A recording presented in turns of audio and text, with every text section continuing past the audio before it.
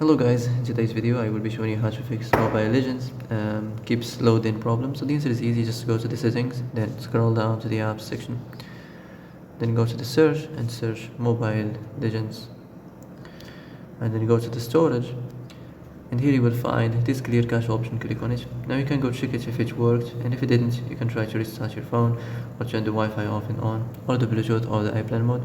Also you can try to clear data, but be careful. If you clear data, all this application's data will be deleted. This includes all files, the settings, the accounts, databases, etc. So be careful if you want to clear your data.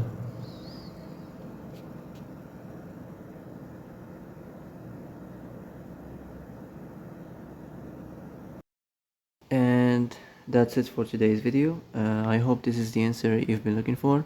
If you like this video, don't forget to like and subscribe, and see you in the next video.